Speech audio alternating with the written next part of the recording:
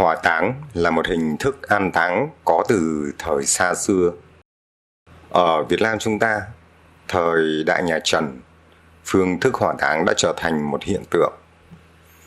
Chính Đức vua Trần Nhân Tông, người là sơ tổ của thiền phái Trúc Lâm, ngài viên tịch ngày mùng 1 tháng 11 năm 1308 đã để lại di nguyện hỏa thiêu và bài kệ của ngài trước khi ngài viên tịch. Bài kệ có ghi: hết thảy pháp không sinh, hết thảy pháp không diệt. Nếu thấu suốt như vậy, chư Phật luôn hiện tiền, chốn nào đi đến nữa. Cho đến ngày nay, Cố Đại Lão Hòa Thượng Thích Tuyên Hóa đã chọn hỏa thiêu và để lại di chúc như sau: sau khi hỏa táng tôi rồi, thì hãy đem tro cốt giải vào hư không. Ngoài ra, tôi cũng không muốn làm chuyện gì khác cho tôi cả. Nhớ là đừng có tạo dựng hay bất cứ kỳ đài kỷ niệm nào. Khi tôi đến thì cái gì cũng không có. Lúc ra đi, tôi cũng không muốn điều chi. Tôi không muốn lưu lại một dấu vết gì trên trần gian này cả. Các vị mỗi người lên cố gắng làm cho Phật giáo được phát huy rạng rỡ, nhất cử, nhất động, nhất ngôn, nhất hành. Đừng tranh, đừng tham, đừng cầu, đừng ích kỷ, đừng tư lợi, đừng vọng ngữ. Được vậy, tương lai nhất định sẽ thành Phật. Trong cuộc đời này, tôi nguyện không cùng người tranh, tham, cầu, ích kỷ, tư lợi, vọng ngữ. Lên khi tôi đi, tôi luôn đi phía sau mọi người. Ý chí của tôi là không cùng với bất cứ một ai tranh giành hay đoạt lợi. Những gì mà người ta muốn thì tôi nhường cho, những gì mà người khác không cần thì tôi nhận lấy. Tiếp đến là có Cố Đại Lão Hòa Thượng Thích Thánh Nghiêm cũng có di chúc lại rằng: bản thân tôi không có tài sản, các sản phẩm của tôi thuộc về giáo đoàn. Di thể của tôi hãy bỏ trong quan tài gỗ mọng. Sau khi hỏa thiêu, không lập bài vị, không lập bia, không xây mộ, cũng không xây tháp. Tro cốt của tôi sẽ được phân làm nhiều phần, rải chôn ở những nơi khác nhau trong công viên tháp cổ Sơn Đài Bắc, để người đời sau không thể nhận ra được nơi nào là nơi đã chôn cất người thân của mình. Trong quá trình thực táng, giải tro cốt cũng không có bất kỳ một nghi thức tôn giáo nào.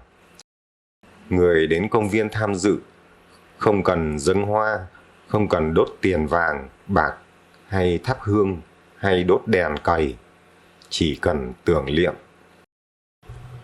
Di ngôn của Cố Đại Lão Hòa Thượng Thích Trí Quang. Ngài viên tịch ngày 8 tháng 11 năm 2019, di huấn của ngài để lại là: không bàn thờ, không bát nhang, không báo tang, không phúng điếu, không vòng hoa và không đưa đám. Di huấn của Cố Đại Lão Hòa Thượng Thích Quảng Độ, người là đệ ngũ tăng thống Giáo hội Phật giáo Việt Nam Thống nhất. Theo di huấn của ngài, ký ngày mùng 5 tháng 4 năm 2019, là sau khi ngài mất, tang lễ sẽ tổ chức thật đơn sơ, không để quá 3 ngày, và sau khi hỏa thiêu thì đem tro cốt của ngài rải xuống biển. Di huấn của Cố Trưởng Lão Hòa Thượng Thích Phước Sơn. Lễ tang được tổ chức theo lời dặn dò của ngài. Ngài dặn rằng hãy làm ngắn ngày, đơn giản, nhẹ nhàng, không tốn kém, không trống kèn, nghi lễ thật ngắn gọn, không phúng điếu, không vòng hoa, không ghi sổ tang. Sau khi hỏa táng, đưa tro cốt về thờ tại Quảng Hương, Già Lam. Trong bản di chúc của Cố Hòa Thượng Thích Đức Niệm có viết rằng: sau khi thiêu, hãy đem tro cốt bón cho cây cối trong vườn. Nhưng các đệ tử cảm thấy không đành, vừa không biểu lộ được sự tôn kính đối với các bậc tôn sư, vừa thiếu sự thanh tịnh, nên xin Ngài nghĩ lại. Sau đó Ngài quy thuận và di huấn là đem giải xuống biển. Lời dặn của Đại Lão Hòa Thượng Thiền Sư Thích Nhất Hạnh: thầy không muốn sau này quý vị xây cho thầy một ngôi tháp tổ đình. Xây tháp như thế sẽ không có ý nghĩa gì nếu ngày hôm nay quý vị không nối tiếp được những gì thầy đang trao truyền. Thầy rất không thích lấy một mớ tro từ hình hài của thầy rồi bỏ vào trong cái hũ, rồi đặt vào trong tháp. Thầy không là cái lắm tro đó. Không có lý thầy chỉ là cái lắm tro ấy hay sao? Thầy phải nhiều hơn cái lắm tro đó. Thầy là một thực tại linh động, đang sống, đang có mặt ở khắp nơi. Lời của trụ trì chùa Hoàng Phát Việt Nam, Thượng tọa Thích Chân Tính: sau này thầy có mất, không cần phải tụng kinh, đừng cúng cơm, không lên bày biện những thứ gì. Thầy không ăn đâu, đừng cúng làm chi cho cực. Thầy nghĩ rằng mình không làm gì ác thì không bị đọa vào 3 đường ác, nên không cần tụng kinh để cầu siêu. Trong tu tập, thầy tự mình tu, nên tự biết đường mình đi, nên cũng không cần phải cầu siêu.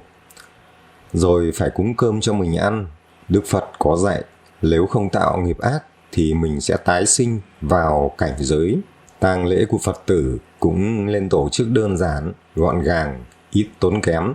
Nếu có giàu thì cũng không lên khoe của, tổ chức linh đình. Hoặc có nghèo thì cũng không có tiền mà cầu danh, cố mà làm cho thiên hạ khen mình làm ma lớn. Còn cháu có hiếu rồi đi vay mượn, lợ lần, và đặc biệt không lên theo tập tục mê tín, dị đoan của thế gian, như đốt giấy tiền bạc, coi ngày giờ tốt, xấu, mở cửa mã, cúng cơm, vân vân.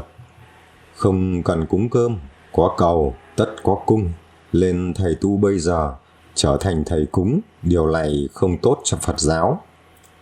Đức Phật dạy, theo kinh Nguyên Thủy, chết đây thì sẽ sanh ở kia.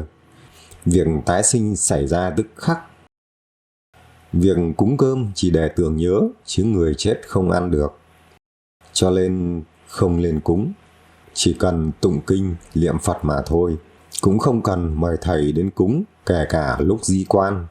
Hãy bỏ đi, việc này không đúng chánh pháp.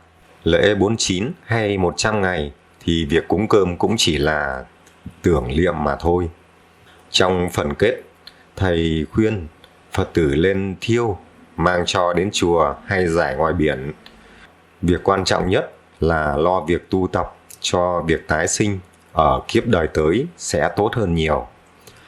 Còn thân xác chỉ là cát bụi trở về với cát bụi mà thôi. Hỏa táng là một hình thức an táng có từ thời xa xưa. Ở Việt Nam chúng ta, thời Đại Nhà Trần, phương thức hỏa táng đã trở thành một hiện tượng. Chính Đức vua Trần Nhân Tông, người là sư tổ của thiền phái Trúc Lâm, Ngài viên tịch ngày mùng 1 tháng 11 năm 1308 đã để lại di nguyện hỏa thiêu và bài kệ của Ngài trước khi Ngài viên tịch. Bài kệ có ghi: hết thảy pháp không sinh, hết thảy pháp không diệt. Nếu thấu suốt như vậy, chư Phật luôn hiện tiền, chốn nào đi đến nữa. Cho đến ngày nay, Cố Đại Lão Hòa Thượng Thích Tuyên Hóa đã chọn hỏa thiêu và để lại di chúc như sau: sau khi hỏa táng tôi rồi thì hãy đem tro cốt giải vào hư không. Ngoài ra tôi cũng không muốn làm chuyện gì khác cho tôi cả. Nhớ là đừng có tạo dựng hay bất cứ kỳ đài kỷ niệm nào. Khi tôi đến thì cái gì cũng không có. Lúc ra đi tôi cũng không muốn điều chi. tôi không muốn lưu lại một dấu vết gì trên trần gian này cả. Các vị mỗi người lên cố gắng làm cho Phật giáo được phát huy rạng rỡ, nhất cử, nhất động, nhất ngôn, nhất hành. Đừng tranh, đừng tham, đừng cầu, đừng ích kỷ, đừng tư lợi, đừng vọng ngữ. Được vậy, tương lai nhất định sẽ thành Phật. Trong cuộc đời này, tôi nguyện không cùng người tranh, tham, cầu, ích kỷ, tư lợi, vọng ngữ. Lên khi tôi đi, tôi luôn đi phía sau mọi người. Ý chí của tôi là không cùng với bất cứ một ai tranh giành hay đoạt lợi. Những gì mà người ta muốn thì tôi nhường cho, những gì mà người khác không cần thì tôi nhận lấy. Tiếp đến là có Cố Đại Lão Hòa Thượng Thích Thánh Nghiêm cũng có di chúc lại rằng: bản thân tôi không có tài sản, các sản phẩm của tôi thuộc về giáo đoàn. Di thể của tôi hãy bỏ trong quan tài gỗ mọng. Sau khi hỏa thiêu, không lập bài vị, không lập bia, không xây mộ, cũng không xây tháp. Tro cốt của tôi sẽ được phân làm nhiều phần, rải chôn ở những nơi khác nhau, trong công viên tháp cổ Sơn Đài Bắc, để người đời sau không thể nhận ra được nơi nào là nơi đã chôn cất người thân của mình. Trong quá trình thực táng, rải tro cốt cũng không có bất kỳ một nghi thức tôn giáo nào. Người đến công viên tham dự không cần dâng hoa, không cần đốt tiền vàng, bạc hay thắp hương hay đốt đèn cầy, chỉ cần tưởng niệm. Di ngôn của Cố Đại Lão Hòa Thượng Thích Trí Quang. Ngài viên tịch ngày 8 tháng 11 năm 2019, di huấn của Ngài để lại là: không bàn thờ, không bát nhang, không báo tang, không phúng điếu, không vòng hoa và không đưa đám. Di huấn của Cố Đại Lão Hòa Thượng Thích Quảng Độ, người là đệ ngũ tăng thống Giáo hội Phật giáo Việt Nam thống nhất. Theo di huấn của Ngài, ký ngày 5 tháng 4 năm 2019, là sau khi Ngài mất, tang lễ sẽ tổ chức thật đơn sơ, không để quá 3 ngày, và sau khi hỏa thiêu thì đem cho cốt của Ngài rải xuống biển. Di huấn của Cố Trưởng Lão Hòa Thượng Thích Phước Sơn. Lễ tang được tổ chức theo lời dặn dò của Ngài. Ngài dặn rằng hãy làm ngắn ngày, đơn giản, nhẹ nhàng, không tốn kém, không chống kèn, nghi lễ thật ngắn gọn, không phúng điếu, không vòng hoa, không ghi sổ tang. Sau khi hỏa táng, đưa cho cốt về thờ tại Quảng Hương, Già Lam. Trong bản di chúc của Cố Hòa Thượng Thích Đức Niệm có viết rằng: sau khi thiêu, hãy đem tro cốt bón cho cây cối trong vườn. Nhưng các đệ tử cảm thấy không đành, vừa không biểu lộ được sự tôn kính đối với các bậc tôn sư, vừa thiếu sự thanh tịnh, nên xin Ngài nghĩ lại. Sau đó Ngài quy thuận và di huấn là đem rải xuống biển.